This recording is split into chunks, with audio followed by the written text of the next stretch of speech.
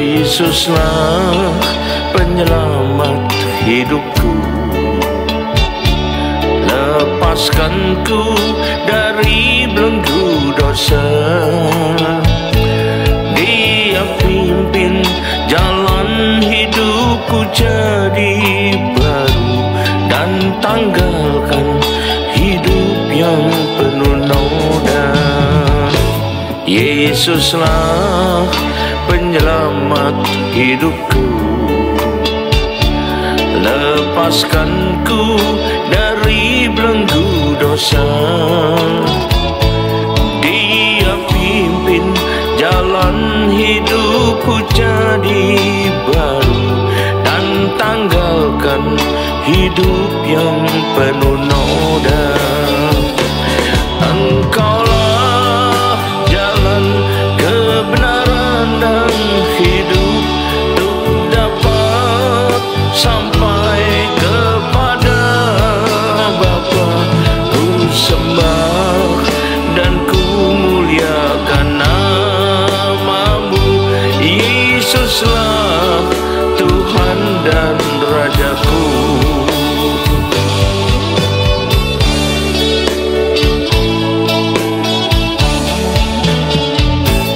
Yesuslah penyelamat hidupku, lepaskanku dari belenggu dosa. Dia pimpin jalan hidupku jadi baru, dan tanggalkan hidup yang penuh noda.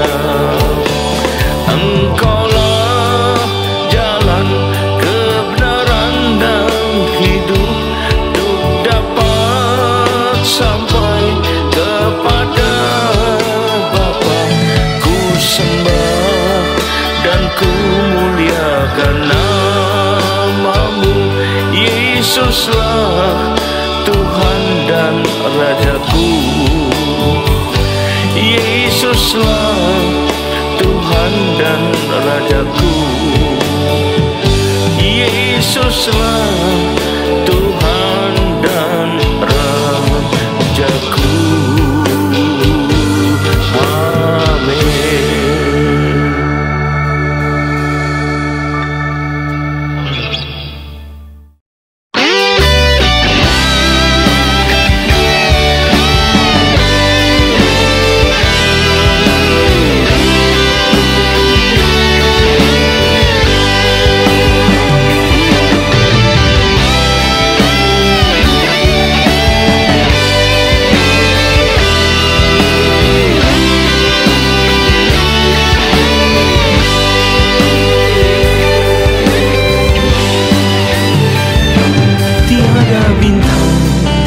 Lebih indah darimu, tiada permata cemerlang sepertimu,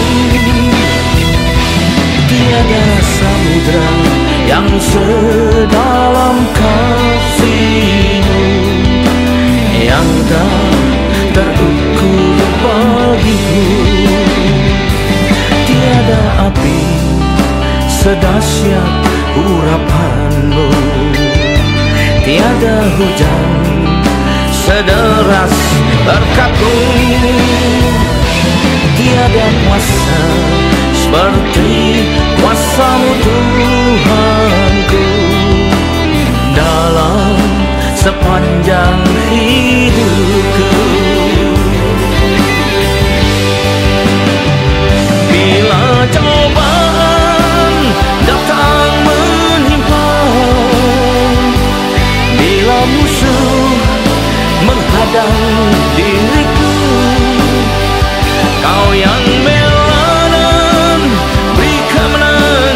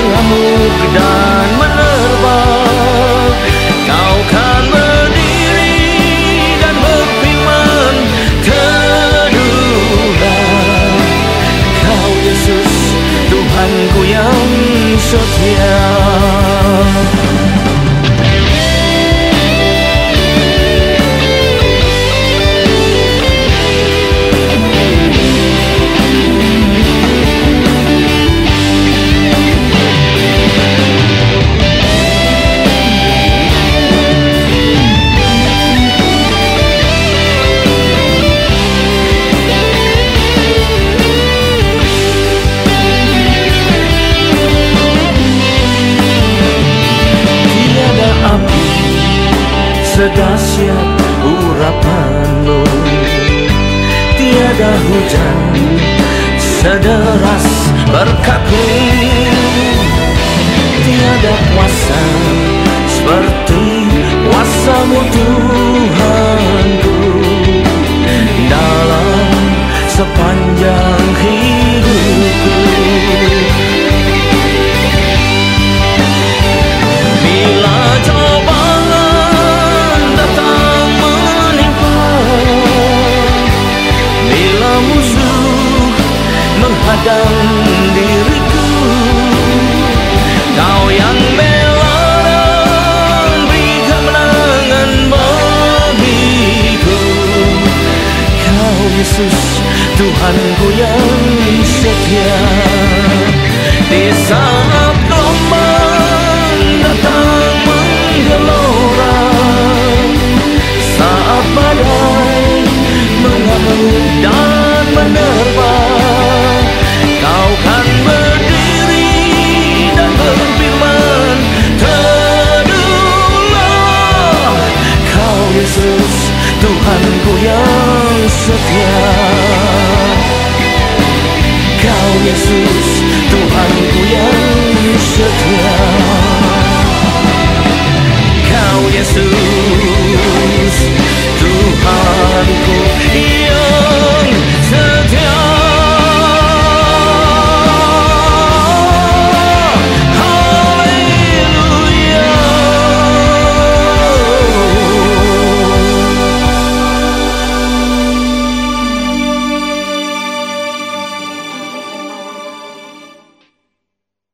Shalom. Nah, kita berjumpa kembali dengan kasih Tuhan, dan biarlah kita siapkan diri kita untuk masuk dan terima firman Tuhan. Sebelumnya mari kita berdoa. Terima kasih Tuhan, kami umat-Mu siap menyambut firman-Mu. Urapilah kami semua dan urapilah firman-Mu ini, agar urapi juga hamba-Mu yang menyampaikan firman ini, agar firman ini tidak kembali dengan sia-sia, boleh tumbuh dalam hidup kami dan menghasilkan buah yang berlipat ganda dan yang baik, berlipat ganda sampai 30 kali, 60 kali, bahkan 100 kali ganda. Terima kasih Tuhan, kami semua siap sambut firman-Mu ini hanya dalam satu nama yang berkuasa, yaitu nama-Mu, Tuhan Yesus Kristus. Haleluya, amin. Nah, jadi saudara, mari kita persiapkan diri kita untuk menyambut firman Tuhan. Tema dari firman Tuhan pada hari ini saya pilihkan yang bertemakan perjumpaan dengan Yesus, ya. Orang percaya umumnya ingin sekali, ya, bahkan mendambakan, merindukan untuk bisa berjumpa dengan Tuhan. Dan banyak menyebutkan peristiwa semacam ini sebagai perjumpaan pribadi dengan Tuhan, dan mungkin dipakai istilah encounter with God, gitu ya. Peristiwa ini saya sebut saja sebagai fenomenal, ya, yang bisa memberikan atau mendatangkan perubahan dalam kehidupan seseorang.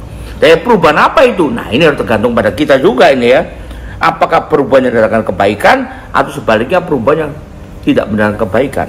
Nah, apa itu kita perlu belajar. Contohnya Saulus berjumpa dengan Tuhan dan perjalanannya ke Damsyik, dan akibatnya dia berubah total dari seorang yang mulanya penganiaya, ya, bahkan pembenci orang-orang Kristen pada zaman itu, tapi berubah jadi seorang yang bahkan Rasul Kristus yang luar biasa dan bahkan siap mati bagi Tuhan. Nah, ini perubahannya luar biasa, drastis sekali. Tapi perlu juga kita pahami di sini, ternyata itu tidaklah merupakan satu-satunya hasil. Saya ingatkan kembali, bisa juga akan mendapat hasil yang negatif, ya. Jadi kita perlu betul-betul berpikir dan mengambil manfaat rohani yang tersedia di balik itu semua, kita mendapatkan yang baik sebagai hasilnya, ya.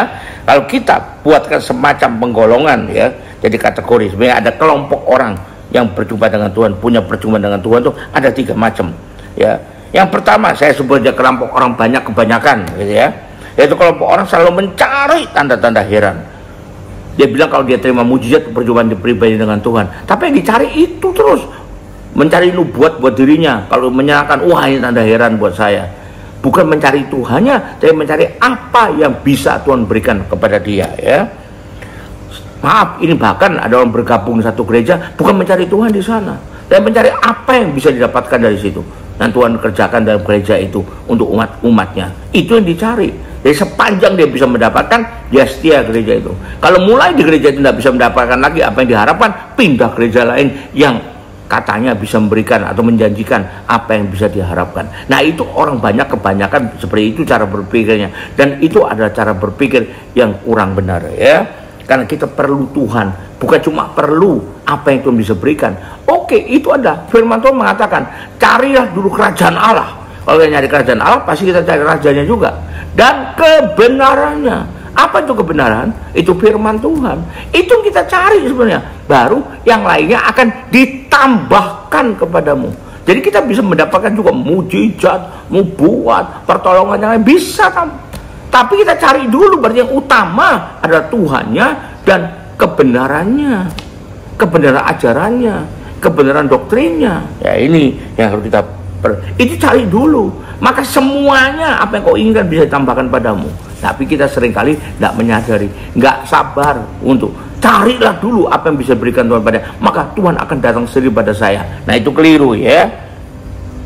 Ini adalah sekelompok orang. Jadi sekali lagi saya katakan, dari cari mujizat, berkat, kesembuhan, tanda-tanda heran, ya, nubuatan, pesan Tuhan dan lain yang belum juga teruji kebenarannya. Pokoknya asal itu.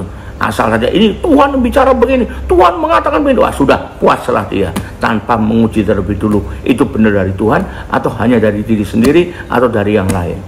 Hati-hati ya. Jadi kita perlu, yang penting hal yang sensasional. Nah, ini itu ada kebanyakan orang begitu. Bukan hal yang amat penting, yaitu kebenaran, yaitu ajaran yang benar dan alkitabiah dan Tuhannya sendiri pribadi Tuhan. Kalaupun nampaknya memburu ajaran juga, terulang yang mereka cari adalah ajaran yang menyenangkan telinga, memberi pengharapan bagi dirinya sebagai manusia. Ya, kita baca Yohanes 6 ayat 26. Yesus menjawab mereka, aku berkata kepadamu, sesungguhnya kamu mencari aku, kelihatannya ya, bukan karena kamu telah melihat tanda-tanda, melainkan karena kamu telah makan roti dan kamu kenyang. Mencari yang menguntungkan dirinya saja, itu ya. Atau mencari yang lain yang berbau sensasional, yang aneh-aneh, yang mengejutkan, yang bikin heboh. Misalnya pengajar yang mengatakan, misal loh ya, ini hanya saya misalkan, wah COVID-19 ini adalah materai ke-6 sudah dibuka. Waduh, wah pengajarannya dahsyat itu. Materai ke-6 sudah kita, sebentar lagi materai ke-7, padahal antikrisnya aja belum gitu ya. Atau vaksinasi adalah untuk memasukkan gen antikris dalam diri kita. Waduh, karena hanya mengatakan ada itu zat luciferase. Ingat loh ya, itu adalah sebutan sebenarnya. Nah, mesti diartikan itu gennya si antikris, gennya iblis masuk diri kita, bukan. Atau masukkan chip dalam diri kita, padahal nggak ada barangnya ya. Nah, ini hati-hati. Tapi itu malah digemari orang gitu. Kenapa? Karena lain daripada yang lain. Dan dengan mudah akan mundur kalau atau ketika yang dia minta, yang diharapkan, dia inginkan, dia dambakan, tidak dia dapatkan ya, lalu pindah-pindah lagi ke tempat lain untuk tetap mencari itu. Jadi mencarinya bukan mencari sumber harta, tapi mencari hartanya gitu ya. Kedua, mereka ini ada orang-orang yang mudah tertipu dengan apa yang terlihat didengar telinga saja ya, oleh ajaran-ajaran yang tidak alkitabiah, ajaran manusia, dan hanya memberikan nubuat-nubuat atau pengharapan-pengharapan palsu saja. Dan biasanya ini merupakan kelompok yang banyak jumlahnya. Jangan heran, bahkan ada yang mengatakan itu mayoritas. Nanti lihat saja di dunia ini yang paling banyak pengikutnya siapa? Manusia, antikris. Hampir seluruh dunia mengikuti antikris kecuali orang Kristen sejati. Ya, itu mungkin gereja, kalau kita bilang gereja yang terbesar di kolong langit. Waduh, di dunia ini yang ada ya. Nah, yang kedua, kelompok kedua. Kalau tadi kelompok orang banyak atau orang kebanyakan, yang ini kelompok yang betul, yang mengarah ke agamawi beragam. Bukan agama tapi agamawi gitu ya. Jangan contoh di Alkitab, zaman Alkitab itu adalah orang Farisi dan ahli Taurat, contohnya begitu. Mereka bisa juga kalau disebut sebagai pemain sandiwara sebetulnya ya. Karena Tuhan bilang mereka berpenampilan, waduh, luarnya seperti pahlawan kelihatannya, pahlawan iman, tapi sebetulnya sama sekali enggak. Seperti penampilan rohaniwan sekali, tapi nyatanya hidupnya enggak benar. Karena dikritik oleh Tuhan Yesus, bukan cuma dikritik, dicela. Celakalah kamu, kata Tuhan. Hai orang munafik, kata Tuhan. Ini ya, kalau zaman sekarang misalnya suka menasihati, misalnya jangan menyakiti orang, itu omongannya, tapi sikapnya selalu menyinggung orang lain, ya, menyerang orang dan sebagainya. Nah, itu munafik juga. Atau sok suci, kelihatannya di muka umum banyak berdoa, saya pendoa, waduh, saya berdoa 24 jam, tapi memaksa orang lain untuk mengikuti seleranya atau pikirannya atau perasaannya saja. Kalau enggak, yang tidak sesuai firman Tuhan. Kalau enggak, maka dikatakan orang itu berdosa, melanggar firman Tuhan. Padahal sebenarnya dia nggak sama dengan firman Tuhan. Jadi ngikut dia berarti keluar dari firman Tuhan. Tapi kalau nggak ngikut dia, kan lu orang berdosa, tidak mau mematuhi firman Tuhan, anggap dia jadi Tuhan sendiri gitu loh, ya. Nah, ini orang munafik, ya. Padahal dia pakai prinsip itu, ayatnya nggak pernah ada gitu loh, bahkan bertentangan dengan ayat firman Tuhan. Atau contoh berikutnya, jabatan di pelayanan dituntut, dikejar-kejar, jadi pendeta, jadi pengkhotbah, jadi gembala, jadi ini itu, ya. Padahal kewajiban yang menjadi syarat-syaratnya itu tidak pernah bisa dipenuhi dan tidak pernah mau tahu. Pokoknya saya ingin jadi gembala, saya ingin jadi pendeta, saya ingin jadi ini. Waduh. Tapi untuk ingin jadi itu, apa yang harus dilakukan, apa yang disediakan, apa yang dimiliki, tidak pernah mau tahu. Pokoknya jadi gembala. Wah, itu ya, hati-hati demikian, ya. Syarat-syarat sebagai pelayan Tuhan itu diabaikan. Nah, ini ya. Atau gelar pendidikan rohaninya setinggi langit. Waduh, doktor teologinya mungkin 3 kali ngambilnya atau 4 kali, tapi pendapatnya kebanyakan hanya ikut-ikutan saja, ikut-ikutan orang lain, atau hanya asal bapak senang. Hati-hati, gelar doktor teologinya 3 kali. Wah, 3 institut teknologi yang memberikan pada dia, yang terkenal semua, tapi nyatanya pendapat rohaninya hanya mengikuti orang aja, hanya asal bapak senang saja, dan lain sebagainya. Mari kita baca Matius 7 ayat 15-20. Waspadalah terhadap nabi-nabi palsu yang datang kepadamu dengan menyamar seperti domba, tapi sungguhnya mereka adalah serigala yang buas. Jadi kelihatannya ingin dipandang orang sebagai domba, tapi sebetulnya mereka serigala yang buas yang makan domba. Dari buahnya lah kamu akan mengenal mereka. Dapatkah orang memetik buah anggur dari semak duri, atau buah ara dari rumput duri? Demikianlah tiap pohon yang baik menghasilkan buah yang baik, dan pohon yang tidak baik menghasilkan buah yang tidak baik juga. Tidak mungkin pohon yang baik itu menghasilkan buah yang tidak baik, atau pohon yang tidak baik menghasilkan buah yang baik. Dan setiap pohon yang tidak menghasilkan buah yang baik pasti ditebang dan dibuang ke dalam api. Jadi dari buahnya lah kamu akan mengenal mereka. Itu kata firman Tuhan. Kita baca lagi Matius 23, ya. Atau nanti baca sendiri aja, ini panjang nih, ayat 1-33. Nanti baca sendirilah, saya tidak baca karena terlalu panjang. Kita baca yang lain aja. Galatia 1 ayat 6-10 sekarang, ya. Nah, ini kalau cuma mau menyenangkan orang. Galatia 1 ayat 6-10. Nah, ini kalau mau berpaling dari Injil yang benar hanya karena menyenangkan telinga. Aku heran bahwa kamu begitu lekas berbalik daripada Dia, Guru besar Tuhan, yang oleh kasih karunia Kristus telah memanggil kamu dan mengikuti suatu Injil yang lain. Hanya bukan sama dengan Injil yang Tuhan ajarkan. Kelihatannya bukunya sama, tapi tafsirannya berbeda, penjelasannya berbeda. Yang sebenarnya bukan Injil itu, hanya ada orang yang mengacaukan kamu. Berarti orang nih, pendapat orang, asumsi orang gitu, ya. Dan yang bermaksud untuk memutarkan balikan Injil Kristus. Tetapi sekalipun kami, para rasul, atau seorang malaikat datang dari sorga, kalau kami beritakan kepada kamu satu Injil yang berbeda dengan Injil yang telah kami beritakan kepadamu, yaitu Injil asli, terkutuklah dia. Seperti yang kami katakan dahulu, sekarang kuatkan sekali lagi, jikalau ada seorang yang beritakan kepadamu satu Injil, firman Tuhan misalnya, yang berbeda dengan apa yang telah kamu terima, berbeda dengan apa yang diajarkan firman Tuhan yang asli, terkutuklah dia. Jadi bagaimana sekarang? Nah, ini ditantang oleh Paulus. Bagaimana sekarang? Adakah ku cari kesukaan manusia atau kesukaan Allah? Hanya mengikuti apa kata orang supaya digemari orang, atau hanya asal Bapak senang supaya digemari atasan, disukai atasan misalnya, atau cari berkenan pada Allah? Sekiranya aku masih mau juga mencoba berkenan pada manusia, maka aku bukanlah hamba Kristus. Jelas sekali firman Tuhan mengajarkan demikian, ya. Itu golongannya kedua. Yang golongan yang ketiga, yaitu golongan murid Yesus yang sejati, ya. Murid Yesus disebutkan juga saudara-saudara Yesus. Mari kita baca Matius 12 ayat 46-50, ya. Matius 12 ayat 46-50. Ketika Yesus masih berbicara dengan orang banyak itu, ibunya dan saudara-saudaranya berdiri di luar dan berusaha menemui dia. Maka seorang berkata kepadanya, lihatlah ibumu dan saudara-saudaramu ada di luar dan berusaha menemui engkau. Tapi jawab Yesus pada orang yang menyampaikan berita itu kepadanya, siapa ibuku dan siapa saudara-saudaraku? Lalu katanya sambil menunjuk ke arah murid-muridnya. Nah, ini muridnya. Inilah ibuku kalau ini perempuan, dan inilah saudara-saudaraku. Oh, dia murid-murid yang lain. Siapapun yang melakukan kehendak Bapa di sorga, dia adalah saudaraku laki-laki, dan dialah saudaraku perempuan, dialah ibuku. Nah ini ya, ini Tuhan katakan. Jadi kalau murid Yesus disebut juga saudara Yesus, walaupun saudara sekandungnya ada. Walaupun juga ribut sekarang, apakah Yesus punya saudara sekandung? Ada yang bilang nggak punya, ada yang punya, ya sudahlah. Tapi Alkitab mengatakan tuh saudara-saudara Yesus, dan muridnya dipisahkan dari saudaranya. Nah, tapi murid disebut juga saudara oleh dia. Nah ini kita perlu tahu.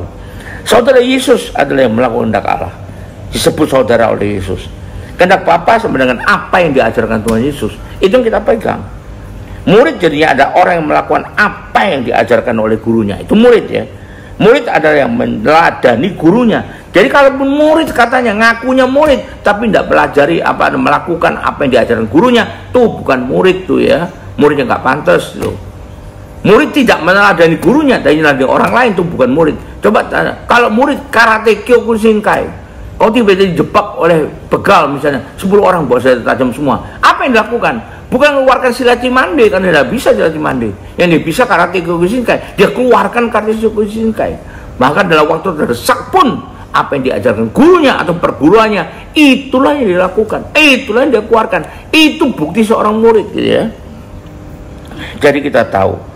Jadi bahkan dunia masih pepatah, guru kenceng berdiri, murid kenceng berlari. Nah, nggak ada guru kenceng berdiri, murid nyanyi sambil berlari, nggak ada begitu.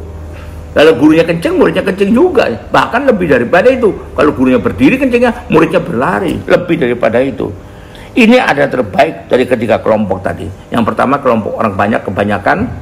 Yang kedua kelompok agamawi, ketiga kelompok murid Yesus. Terbaik ini, biarlah kita semua menjadi murid Yesus yang sebenarnya ya, bukan asal-asal tergolong menjadi murid Yesus, memenuhi syarat sebagai murid Yesus, yang berarti kita memiliki prinsip-prinsip, memiliki peran seperti apa yang Yesus ajarkan tertulis dalam Alkitab. Kita lihat 1 Yohanes 2 ayat 12-13. Aku menulis kepadamu, hai anak-anak, dosamu telah diampuni oleh namanya. Kalau segera pokoknya diampuni dosanya, tuh anak-anak secara rohani. Aku menulis kepada kamu, hai bapak-bapak, ini dewasa banget sih, karena kamu telah mengenal Dia yang ada dari mulanya.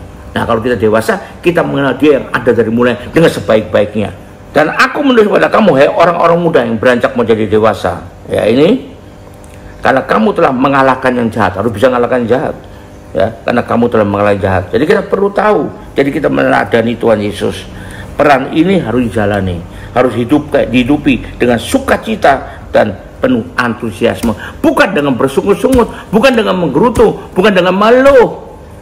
Jangan hidup kita penuh dengan keluhan semata. Hidup kita harus penuh dengan ucapan syukur. Janganlah terus mengeluh gitu. Janganlah terus putus asa. Kalau kita betul percaya kepada Tuhan, kita tidak akan pernah putus asa. Jadi kalau kita putus asa, ini saya putus asa, berarti sebetulnya percaya kita belum muncul di sana. Atau putus asa bisa mengalahkan percaya kita, iman kita yang muncul, hingga iman kita jadi layu sebelum berkembang. Itu perlu kita perhatikan dengan baik. Haleluya, puji Tuhan. Mari kita akhiri ibadah dengan terima berkat dari Tuhan. Angkat dua tanganmu. Kembalilah ke aktivitas masing-masing dengan berkat terbaik dari Allah Bapa di sorga, dengan kasih karunia dan damai sejahtera dari Tuhan kita Yesus Kristus, juga dengan persekutuan, pertolongan, penghiburan, kekuatan, dan terutama urapan yang perlu dari Roh Kudus yang berikan pada kita kemauan dan kemampuan untuk hidup sesuai firman Tuhan. Dan itulah nyertai kita mulai saat ini sampai sepanjang tahun ini, sampai Maranatha, bahkan sampai selama-lamanya. Yang percaya dan terima berkat Tuhan, saya mengatakan amin. Tuhan berkati. Sampai jumpa. Haleluya.